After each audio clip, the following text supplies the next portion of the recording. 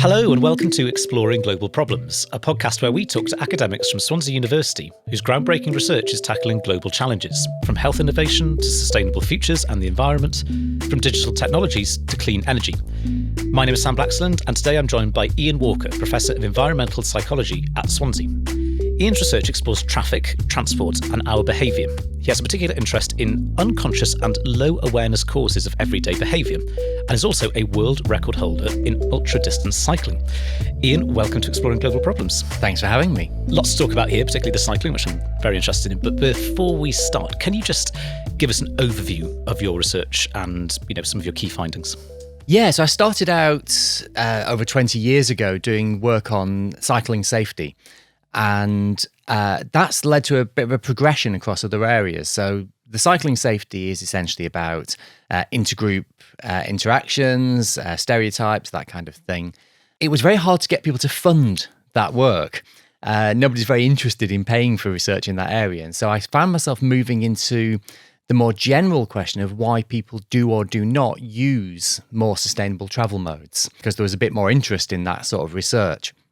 And then from there, it was a fairly small jump to other areas of sustainability, like energy consumption, water consumption, because once you're into that realm of why do people choose sustainable options, it expands to all those other fields as well. Great. So I mentioned this phrase, unconscious and low awareness causes of everyday behaviour.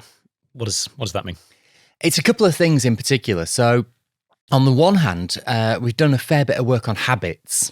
So habits being, at least within the way we frame it, habits are behaviours that are triggered quite automatically, unconsciously by the environment you find yourself in. So a really good example in transport, I doubt many people left home this morning and did a big cost-benefit analysis of all the options open to them and checked the bus timetables. Pretty much all of us left home this morning and just did what we did yesterday. There's no real thought process goes into it. It's just the situation of leaving home triggers the behaviour that you've done in the past. And it's not really a conscious, thoughtful process, which becomes really important because giving you new information or tweaking the cost of your travel options doesn't change the behaviour because it's not a rational decision. It's just repetition of past behaviour. So that's one of the big unconscious aspects. One of the others is also people's lack of awareness of the extent to which they are motivated by, for example, imitating other people, which is something we've looked at quite a lot, or also people's desire to look good or feel good. So I'll give you a couple of examples. So in terms of the looking good and feeling good, we did a load of work a few years ago now on people who'd recently bought new cars. And we did these really deliberately really, really long interviews with people where we kept pestering them. We say, so can you think of any other reasons why you chose this? Can you talk us through any further? Anything else? And eventually people would come on to the real motivations. So what we did, you look at the average order in which topics came up in those conversations. And the first thing people would generally talk about was practicality. And they'd say a lot about practicality. So I needed a car that I could get shopping into, and so on and so on. And typically the second thing people would talk about was money. And they'd actually say a lot less about money than practicality. And then they'd move on and they'd talk about sales experience and talking to friends and family and things like this. And then eventually they'd get onto the image of the car. And they said so much about it when they eventually got onto it, but it would typically take 45 minutes to an hour before they would get there. And it was only after that 45, 50 minutes of saying, so was there anything else? Was there anything else? And eventually they'd get onto that topic and then have an incredible amount to say about it. And we were taking that as evidence of this is really important to people because they said a lot about it. In fact, they said as much about image as they did about money, but it took them ages to get onto it because it's not in the forefront of their mind. People are not aware of how much they're being influenced by the image of the car. The best example was the guy who, it was something like, I think it was 56 minutes into the conversation, and he eventually said, but at the end of the day, everyone who knows me thinks of me as a Jag guy, so I had to get another Jag. And you think, well, what was that last 56 minutes about? your decision was made by the image, but it's taken you this long to admit it to yourself and to us. The other element of people being a little bit unaware of their behaviour is about imitation. And we've actually done some really cute work on this in the context of showers. So I had a PhD student a few years ago called Elaine Gallagher. And what we did there was we measured how long a load of people's showers were for several weeks. And then we started giving them feedback. And because we're psychologists and we quite like lying to people, the feedback was all completely fictitious. So, for example, we might monitor your shower for 4 weeks, and then you got an email and it would say, thanks for your data so far. We have analysed it and your showers are, and then there'd be a random number, like say 4 minutes. And then randomly it would either say longer or shorter than average. So it might say, yeah, your showers on average are 4 minutes longer than everyone else. And what we found was as soon as you told people how average they were, they became more average. So anyone who was if you told people they're having short showers, their showers started to get longer. And if you told people they're having long showers, their showers started to get shorter. And the reason we chose showers was because they're incredibly private. It's one of the few places where none of us know what everyone else does. And so we've demonstrated that in that context, if you told people how average they were, in the one place where you never normally know, you saw people imitating the norm. So that's another example of the importance of these very low awareness behaviours that are actually quite a big influence on our everyday actions. Behavioural psychology is something some of us are a little bit more familiar with these days, isn't it? Because during sort of the COVID period, behavioural psychologists became, I guess, more prominent. There were people from that field on the SAGE committee, for example, weren't they? And in terms of trying to shape the way that the general public behaved, it wasn't always medical advice that was being sought. It was actually people from your line of work as well. So do you feel like your field has become more prominent because of that, or at least more prominent in the public eye? To some extent, it was very interesting. During the pandemic, I spent a lot of time sitting there thinking, this is my field, but I genuinely don't know what we could do here. And I worry that there's an element in behavioural science, especially the bits of it that have come from the more economics end, where we still lack strong theories of what's going on a lot of the time. I think there's a real tendency that what often happens is we just try stuff out and some of it works and we go, oh, there we go. That was a nudge that did a thing. But I would say that the science is not mature enough that you would be able to say in advance whether it's going to work or not. And actually, I'll give you an example of that from our own work. I did some work a few years ago with Keep Wales Tidy, who got in touch out of the blue and said, can you help us with an anti-littering campaign? We did this really lovely experiment out in the field, real roads, trying to get people to stop throwing litter out of their cars at the side of the road down in Barry. And we did 3 different interventions, absolute classic behavioural psychology, nudgy type interventions. There was a message about social norms, pointing out that most people don't drop litter, and a message about the likelihood of being caught. It was real classic nudgy type interventions. And the lovely, beautifully designed experiment with these messages that rotated around the roads week on week. We had this lovely objective measure of behaviour, which was that every Sunday night the council picked up all the litter and weighed it. So we had the mass of litter as an actual outcome measure. Beautiful, beautiful study. So there we are. Baseline measure before we started, it was about 10 kilograms of litter per week. Follow-up after the end of the study, about 10 kilograms per week. And in the 3 weeks that we were putting messages there, the amount of litter shot up. So huge rebound effect. Behaviour got actually far worse. Completely could not have predicted that in advance. Now, on the one hand, this will be the first anyone's heard about this study because you can't really publish it because it was so unexpected. And on the other hand, I think it's just a nice illustration of how a lot of behavioural science is still a little bit throwing stuff at the wall and seeing what sticks, because that stuff should have worked. It didn't just not work. It did the opposite of what it should do. And I don't think anyone would have expected that in advance. And that's the sort of reason I felt so powerless in the face of the COVID pandemic, I could certainly have said, yeah, oh, you could try messaging that looks like this, or you could try messaging that looks like that. But I don't think I'd have known for sure it would have worked. And in hindsight, because obviously we're now in a period where we're reflecting on government action during that period and sort of the actions of the public as well, I suppose, was there perhaps too much reliance then on people from your line of work in terms of shaping the messaging and also therefore quite big public policy decisions?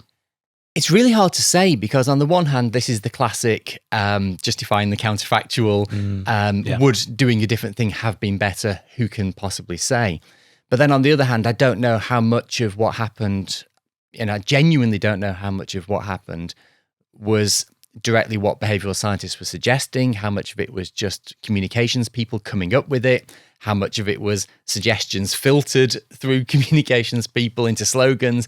I genuinely don't know. Yeah, sure. More to come out on that. And a conversation for later, perhaps.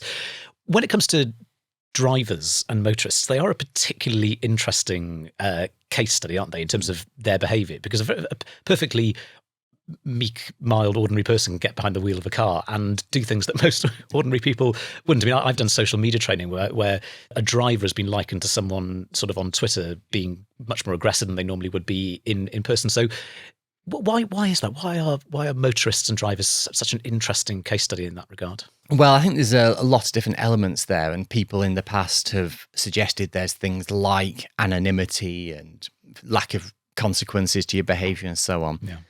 The element of this that I think is really interesting and that we've worked on recently is a phenomenon that we called motonormativity. So this was us trying to explain, you can very readily see clear double standards in the context of motoring. So, for example, I would suggest that the British public take a quite dim view of law breaking, unless it's by motorists. Literally, at any given moment, most motorists are speeding in built-up areas. Mm-hmm. At any given moment, illegal parking, lack of taxation, lack of MOTs, these things are just endemic. Driving uninsured, absolutely endemic law breaking. And we all just go, well, what can you do? In a way that we wouldn't do in terms of property crime or violent crime or anything like this. In fact, we'll tolerate violent crime as long as it's done with a car. So we wanted to really get to grips with the very evident double standards. And we went about it with, essentially we wanted to demonstrate that this phenomenon is real. And so we commissioned a public research agency to go out and sample, it was about 2,200 members of the public. And what we did, again, we can't help lying to people, we randomly gave people either set A or set B of a set of questions. Set A asked a bunch of questions about driving. Set B was exactly the same questions, but with a couple of words changed here or there so that they were the same question, but in a different context. So, for example, one of the questions that really stood out was, do you agree or disagree it's okay for people to smoke in public where other people have to breathe the fumes? Or do you agree or disagree it's okay to drive in public where other people have to breathe the fumes? And you just saw this incredible difference. If you ask about smoking, the vast majority of people said, oh, no, that's not okay. If you ask about driving, the majority of people said, yeah, that's fine. Now, it's breathing fumes is breathing fumes. The source of them shouldn't really matter, but you got this huge difference. And so we interpreted this as an example of what's known as the special pleading fallacy, this logical fallacy whereby in debate or in narratives, certain cases just quite unconsciously and automatically just get given a free ride and they don't get treated the way that other cases do.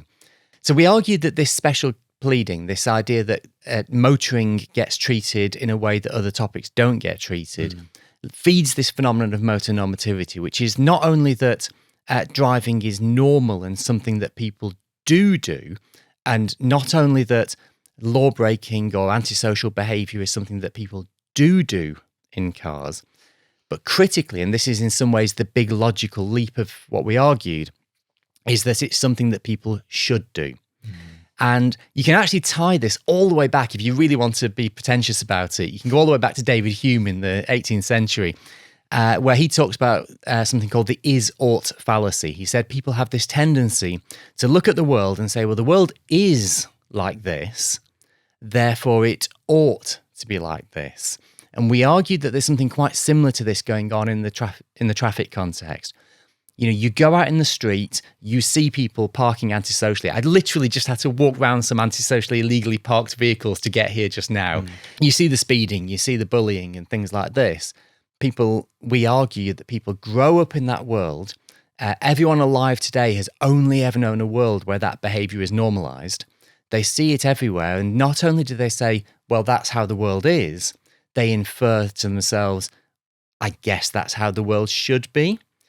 And therefore, when you try to make changes, if you try to encourage people to drive a bit less or to shift the way they travel to active modes or cleaner modes or public transport, there's very often a surprisingly aggressive backlash. And we argue that the reason for that is because that people have internalized or inferred that the world should be the way it is, and that therefore to say that it should be different is to challenge the right, proper way of things. So it's a groupthink, kind of crowd psychology sort of issue. Yeah, but each person getting their own direction, each person gets their own individual way to the same conclusion through observation.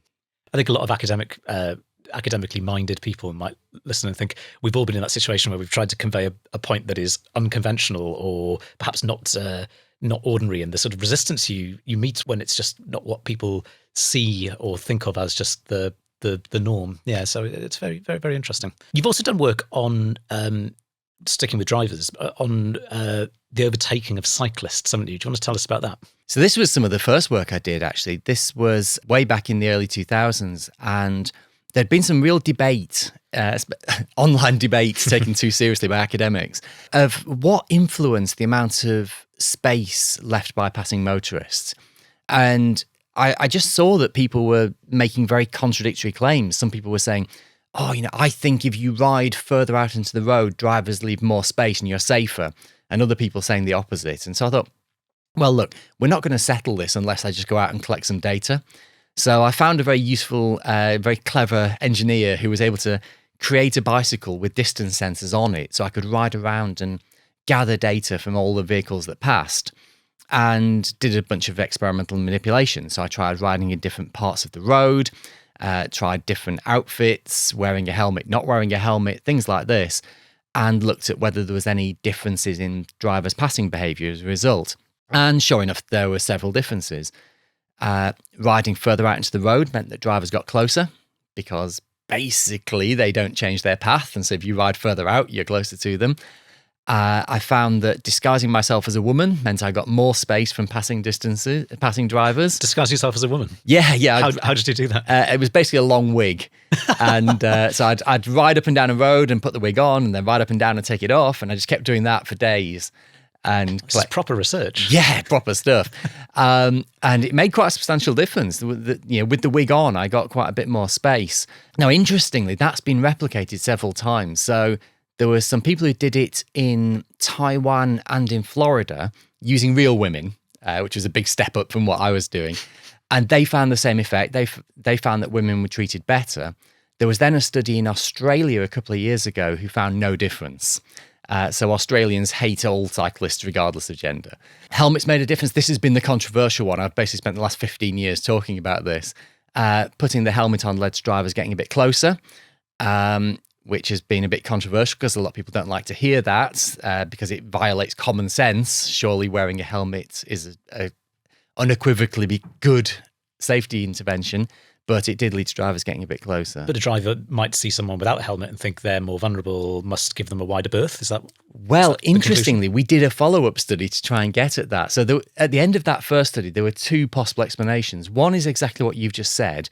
That person could be vulnerable, I better watch out.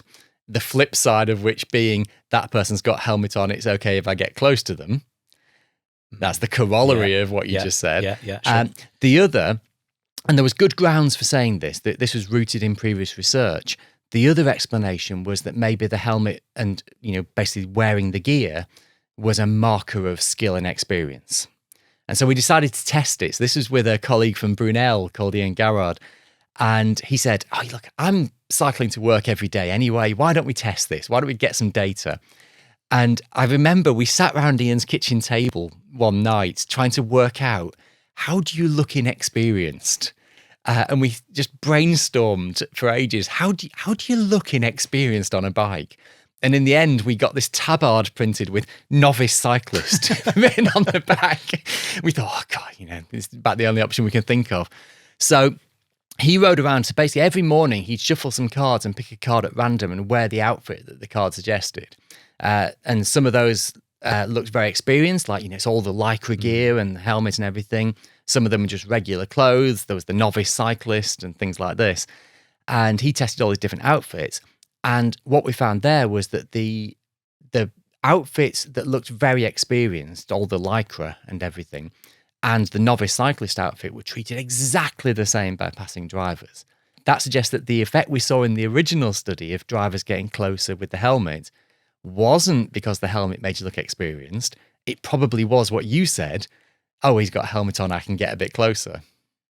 Could it be, and this is just me thinking aloud totally, could it just be that if you just see someone's ordinary head, they look more like a person as well, and therefore you're more worried about sort of getting too close to a person? And I don't know, a helmet dehumanizes you or something like that? It's possible, actually. And again, the very, very first study I ever published in the traffic domain was asking people to look at photographs of traffic scenes and describe them in their own words. And we analysed the language that people were using. And there was an element of humanisation, dehumanisation in that. So, for example, if you saw a person on a bike or a pedestrian, the language was always human. It would always be, a woman is riding a bike or something like that. When there was a car in the scene, even if the driver was clearly visible, the language was nearly always dehumanised. So a car is waiting at a crossing while a pedestrian walks across. So it's possible there's something of that sort going on. There's a sort of personal aspect to this, I suppose, isn't there? Because you do a lot of cycling and probably have come across some bad behaviour from motorists in your time and probably been quite affected by it. Yeah, well, I mean, the reason I started doing that overtaking work in the first place was I was literally cycling to work one morning and somebody pulled up alongside me, pointed at the double yellow lines at the side of the road and shouted at me, "You're meant to be riding between them." And I thought, oh, this is no good and better start studying this. Because it was just at a moment in my career where I was looking for a new research direction. My PhD was in a very different area. My PhD was in memory and language, very scientific, very abstract. And I was just at a point of thinking, I need to find something that is about the real world that I can work on. And that guy shouting at me out of his car basically made it happen. I know from personal experience, by the way, as well, those double yellow lines can get very slippery. You definitely don't go anywhere near them. Yeah, and the idea that, I mean, that gap between the double yellow lines, that's about 10 centimetres from the curb.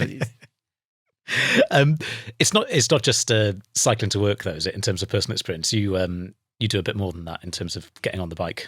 I have, yeah. So a few years ago, I really got hooked into ultra-distance cycle racing. Especially there was a race called the Transcontinental, which people probably haven't heard of, but it's probably one of the most dramatic sporting events they've never heard of, which is several hundred people get together in some bit of Europe every year and ride as fast as they can to some other bit of Europe every year with an almost completely free choice of route. So you have to plan your own route, and that's half the skill right there, is choosing a better route than your opponents. And it varies from year to year, but the year I did it, it was about 4,000 kilometres or thereabouts, as fast as possible, non-stop race. So the clock starts at the beginning and it doesn't stop till you end. So if you decide to have a sleep, then the clock still ticks. If your bike breaks, the clock is still ticking. And so there's just this constant push to keep moving all the time for maybe 10 days, 14 days, 16 days, depending how long it takes. And wasn't there some sort of world record that you were involved with here? Yeah, being modest and not telling us. Well, off the back of that. So I did the Transcontinental race, and that was the first time I'd ever attempted anything at all like this. And I just did a lot better than I expected. So I entered another similar race the following year called the North Cape 4000, which again started in Italy and went up to the northernmost point of Europe. And to my quite considerable surprise, I came first in that. And then the following year, 2019, I thought, well, what can I do now? And I had a go at the Guinness World Record for the fastest crossing of Europe. And I was able to knock about 2.5 days off the record. 2.5 days? Yeah. I mean, I know over long distances, Yeah. that's maybe doesn't sound as huge as it might, Yeah. but that's still quite impressive. Yeah, because I think it was about 16.75 days riding. Wow, well done. Thank you. Yeah, it was quite hard. Going back to cars and just changing tack a little bit, electric cars and their environmental impact. You've said some very interesting things about this. And again, I don't work in this area at all, but I've often looked at electric cars and thought, these don't seem like quite like the cell that they seem to be, because at the end of the day, if you're charging them, that electricity has to come from some sort of source in the first place. So yeah, tell us from a more informed perspective what your critique of electric cars has been. Well, there's a couple of elements of this. And one of the issues you'll find very quickly if you go into this area is the conversation frequently gets derailed by people talking about specifics. And I would argue one of the reasons for that is this motor normativity, this understanding, well, obviously going from place to place involves a car. So let's really pick apart any argument against this. You reckon the carbon intensity of lithium extraction is this? Well, actually it's this. And you get derailed very quickly in minutiae that don't help. So maybe as a thought experiment, how about today we say that electric cars run off unicorn size. There is zero carbon impact to them. Let's just imagine there is no negative pollution consequence from an electric car whatsoever. Now, obviously, that's not real, but let's go with it. Let's just say they have no pollution consequence at all. I'd still have concerns. I'll give you a couple of background facts to explain the concerns. If you go out in the street and look at all the vehicles passing, here are some facts we know from transport research. Most of the vehicles got one person in, and yet 5 seats. Most of them are driving a short distance. The majority of car trips in Britain are less than 5 miles. Now, we're sat here in Swansea, that's Mumbles. The majority of car trips are less than from here to Mumbles. The majority. So that's millions and millions of car trips every day. And the majority of those drivers are able-bodied.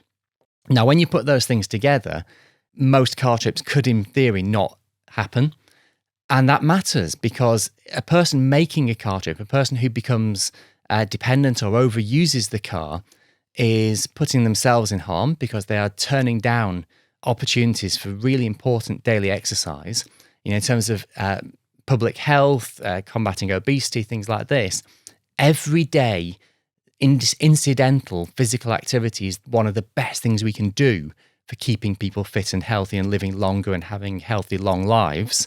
So the overdependence on the car, even if it runs on unicorn size, is fighting against that. It creates danger because, of course, cars hit people, regrettably frequently. And not only is it the danger, it's also the feeling of danger. So as cars are shooting around our urban environments, it makes it unpleasant to be out there. It feels dangerous even if it's not. So people don't go outside. The public realm becomes empty, which means that people don't go outside, which means the public realm becomes empty. You get vicious cycles like that of people being cut off and isolated. Another problem, again, in our magical non-polluting cars, what about poorer people who don't have access to them? As soon as we say, well, these cars are magical, they solve all our problems, what about the people who can't reach your out-of-town shopping centre? What about the people who can't reach the hospital that you've put over here 4 miles from the population centre on the assumption that everybody drives? So even if you forget the pollution, our reliance and our overuse of cars is excluding people who don't have one or don't want one. It's creating danger and the fear of danger and severing urban areas. There's just so many problems that still exist. The public health consequences of people not having physical activity. Electric cars don't address any of those things. You're preaching to the converted with me, at least here, because the small but significant uplift and buzz you can get from just doing a brisk cycle into work for 10 minutes is really quite significant, isn't it? And like you said, there's a public health aspect here too. But also, some electric cars, I know they're actually fitted with sound generators in some cases, but they're really quiet, aren't they? I've actually been knocked over by an electric car because I use my hearing as well as my sight when I cross the road or step out or whatever, and I've just sometimes not heard these things coming. Well, it's interesting you say that because they're not as quiet as people think. So on the one hand, and again, this is where we start to get into the minutiae that I just said we shouldn't. Sure. They tend to be heavy. Batteries aren't great. Batteries have low energy density. They tend to be very heavy. And so the mass of those cars means that they are quite loud. But we did some work on this a few years ago. So we decided to do some work on the likely noise consequences of electrification for people who live near major roads. So vehicle noise is actually a way, way bigger public health problem than people realise. There are literally a lot of people dying prematurely because of the noise from major roads. Because they can't sleep and stuff. Yeah, like hypertension and things like that, yeah. So this noise literally kills people in really considerable numbers. It's one of the big unspoken hidden dangers of society that we don't talk about. So we said, well, is electric vehicles going to fix this? And so I was working with some engineers over in Dublin, and they did this really good stuff. They set up a road with microphones and they drove different cars past it. And they use those recordings to then synthesize the sounds that you might hear as you're living next to major roads of the future with different mixes of vehicles. So we went all the way from 100% conventional vehicles driving past up to all the way to 100% electric vehicles with different mixtures. And I remember John Kennedy, the guy I was working with, sent over the files. And I phoned him up and said, John, I think you've just sent me 10 copies of the same file because I can't hear any differences here. Interesting. And he said, no, you've got to listen really carefully. And if you listen really carefully, you go, oh, yeah, I can just about tell that that's slightly different.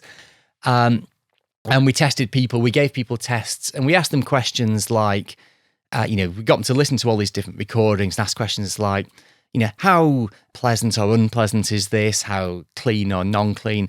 Bunch of sort of aesthetic ratings of what they were hearing. And what we found was that the differences were very subtle. The 100% electric was seen as very, very slightly less bad. But I used the phrase less bad really deliberately. It wasn't really better, it was less bad and only subtly less bad. So while an electric vehicle might be slightly quieter at 3 kilometers an hour, at any sort of realistic speed, because of tyre noise, which is actually what most of it is, at any realistic speed, they're pretty much the same. Like you say, they're heavy, so the tyre noise might be... Absolutely. Yeah, gotcha. Thinking about the sort of the group behaviour then, is there an element here of people, because I would say a lot of people my age who I know, their ambition is to try and buy an electric car. But is this just a little bit of a case of trying to look and feel a bit virtuous for having one? I don't know. There's a line that somebody came out with, and I wish I knew who first said this because it's very good. Electric cars are the future of cars, but cars aren't the future of transport. We need, going back to what I was saying earlier about how most journeys are short, most journeys are one person traveling by themselves. We need to be supplanting those and moving them to different modes. And my worry, and the reason I've argued for quite a long time about getting on the hype train with electric cars, is I fear, especially in the context of a society where this is all seen as normal and where people don't notice the problem of driving 500 metres for a bottle of milk, we're distracting ourselves from the solutions that are jumping out and should be obvious by trying to say, well, I'm used to cars, I just want one that makes me feel good. I know your messaging is very nuanced and it's very sort of multi-layered, but on the surface level, you've critiqued electric cars. Again, on the surface level, you've actually, some of your findings have said that wearing a helmet when cycling doesn't actually make any difference to the way that motorists respond to you. Have you ever sort of received kind of negative pushback because of those kind of headline messages? Oh, constantly. I mean, my Twitter's like a bin fire. People get so outraged at this stuff. Like just yesterday, I posted a photograph of the railway station at Bristol where I was travelling from and said, oh, look what an unfriendly welcome to the city this is with this rank of taxis spewing diesel out. And you wouldn't believe the vitriol I got just in the last 24 hours from saying something like that. I think it goes back to the motor normativity. I think a lot of people have so internalized the idea that the way the world currently is set up must be how it should continue forever. And they're so blind to the negativities of the status quo that any attempt to criticise it gets slammed down really hard in a lot of cases. And I think I think it is one of those things. I think we will look back in 50 years and there'll be that element of what were they thinking? Like smoking. That's one of the things I'm 49 now. I've been through that whole chain there and seen it happen. When I was in my very early 20s, it was still seen as impossible to ask people not to smoke in public. The harms of smoking in pubs were just seen as one of those things you just had to put up with if you went out. The fact your clothes stank the next day, the fact you were just sat there breathing in cancer, it was just seen as, well, tough. What are you going to do about it? We can't change this. And I think, we look back today and go, oh my God, what were we thinking? I think we'll do exactly that with motoring one day, but it's a bigger uphill push. What about self-driving cars? I'm not sure they're going to happen anytime soon. I'm not a computer scientist, but the ones I have spoken to seem really quite skeptical about the idea of them coming anytime soon. If you think about it, let's go with the thought experiment. Let's say we've got self-driving cars with perfect artificial intelligence that never crash, that run on unicorn size so that there's no pollution consequences whatsoever. What would the world look like? Well, immediately you've got more driving. So that all those problems of pedestrians not being able to cross the road, people being cut off, the noise, all of those problems, the lack of access for poorer people, those are all just exacerbated now. So those problems are worse than today. Potentially there's much less consequences of where you live and work. So now we've got more sprawl. To a first approximation, it doesn't matter where you put housing, where you put hospitals, where you put shops, where you put offices. So they're now spread all over the place. Cities become less of a thing. Urban areas become less of a thing. So that now means you probably spend more time traveling, more time sat in your car. There are so many negatives from that sort of environment that I think we should be talking about a lot more. Tell me if I'm wrong here, but I guess at the core of your work is trying to change or influence people's behaviour through sort of messaging. There are obviously ethical implications to all of that. In previous answers, you talked about lying to people. I know you were being very sort of deliberately very frivolous then, and that's not exactly what it is about. But people could, I guess, lay that criticism at your door, couldn't they? That there's a sort of an element of deception here in the field. You're right, and it is an interesting thing to think about. It's interesting, maybe this is because I'm married to somebody with a marketing background. My initial instinct is to say, well, is that actually different from advertising, which is very much doing the same thing? Yeah. Arguably, I would say in some more unethical ways of advertising often works by trying to make you feel bad about yourself in order to sell you a solution. And it doesn't do it in an honest way. So yeah, that's it's interesting that my initial reaction to that question is quite a defensive one, isn't it?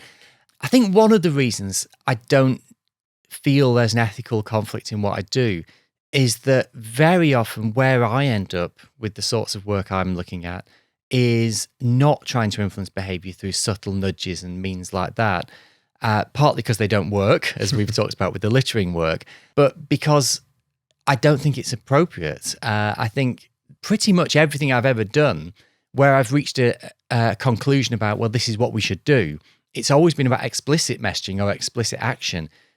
For example, we should make it easier to walk places. It's not saying, we should subtly nudge this and we should subtly do that. It's saying, no, when you press a button at pedestrian crossing, the light should change immediately.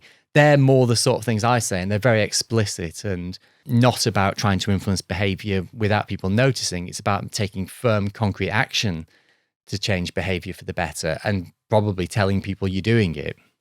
One of my bugbears at the moment, because I do drive, I don't particularly like driving, don't want to drive as much, but the rent a bike cycle schemes are very, very good, but they often don't work. And it drives me absolutely nuts in the end. I get so frustrated by how ineffective these schemes can be. I often just think, well, I'm almost forced to drive here. So better non-driving infrastructure would be top of my list if I were king of the world. Do you know, it's really interesting though, because again, I'm going to suggest that there's an element of motor normativity in this, that people go, I tried an alternative to driving and, the bus was 5 minutes later or the hire bike had a problem.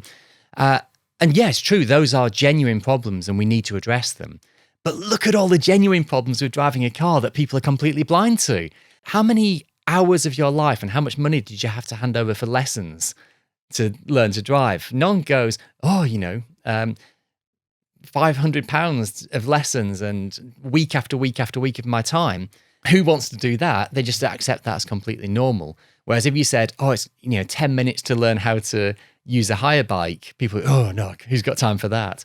You've got to service your car and replace its own tyres and put fuel in it every couple of days. Yeah, you might break down. Or something like that, and all of those negativities, people don't even notice at all because it's just so normalised. But we're very attuned to the negativities of alternatives. Yeah, this is all making me think. Absolutely. There'll be people listening to Ian who think all of this is very important. It's very crucial work. Especially if they're young and maybe thinking about what to study at university, what advice would you give those people about going into this field? I would say have a good look around at the universities because there's lots of opportunities to study these kinds of applied things at university, but different psychology departments differ in terms of how applied they are. So some departments are very theoretical, very laboratory based, and others have a much more applied real world slant to what they do. So having a look at the ethos of the departments and especially the work of the people who are in that department can tell you a lot about the kind of psychology you're going to be exposed to. Lots to mull over, Ian. Thank you very much. Thank you. If you want to find out more about Ian's research, you can visit his website, drianwalker.com. To find out more about this podcast and Swansea University's research, visit swansea.ac.uk/research. That's all from us today. Thanks for listening, and thank you again to my guest, Professor Ian Walker. If you've enjoyed this episode, please follow us. I'm Sam Blaxland, and that was Exploring Global Problems from Swansea University.